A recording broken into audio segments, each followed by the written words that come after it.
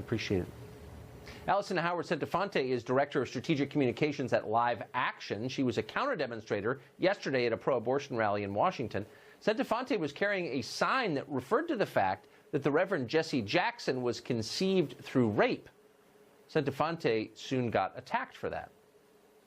You're wrong. You're wrong, and you're the wrong gender to be wrong. Okay. So, all right, pro-life Barbie, walk the away. We're done. Exactly. Goodbye. What about Reverend Jesse Jackson? He's alive. And what the made a choice? It's choice. It's ancient history. So she should have had the choice to kill him. You. Let's stop. You. Allison Howard Centofonte joins us tonight. Allison, that was quite a scene we just played.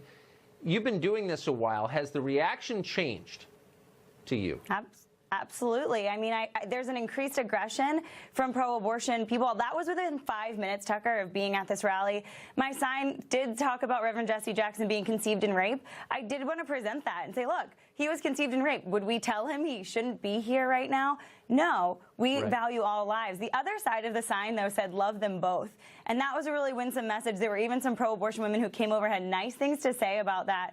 And my shirt said, women's rights begin in the womb, because they do. And so I got a couple interesting conversations and interactions that you just shared. It's interesting, though. Why the emotion? Why this among all the issues? And there are a lot of people say, well, it's a life or death issue, and of course it is. But there are others, healthcare among them, where people don't get this upset. Why does the pro-choice side feel this outrage? What is it about?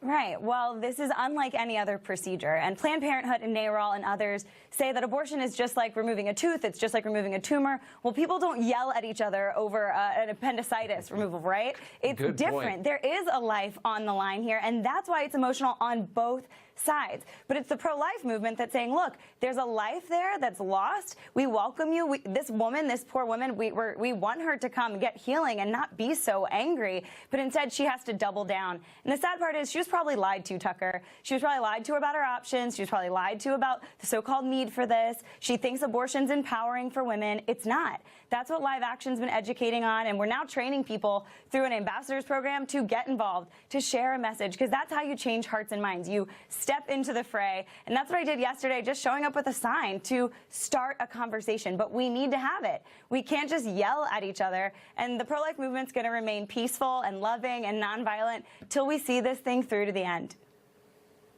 Do you think the other side will remain peaceful? It doesn't look that way. No, I mean, you saw Representative Sims a couple weeks ago attack pro-life sidewalk counselors. Live Action and other leaders went up to Philadelphia to say, knock it off, resign, stop bullying us. This increased hostility is concerning, but look, violence begets violence. Abortion is a violent act in and of its nature. It dismembers a child in the womb. It hurts a woman physically, emotionally, and so we need to stop the violence. Molly did a great job talking about this being a human rights issue. The question I had yesterday for this woman and for the presidential candidates, Bernie Sanders, Amy Klobuchar, that was there, was, will you draw a line anywhere? When do you acknowledge human life? So far, they haven't answered that. I hope they will soon. But most Americans do not support abortion through all 9 months like they do. They understand, maybe at heartbeat, maybe at pain capable at 20 weeks, but they're not like this. And that's a good thing. We're going to continue educating so that that momentum continues. They don't want to have a conversation that includes specifics because they're horrifying when you get specific. Allison, thank you very much. Great Thanks to see for having you me. Well, the creepy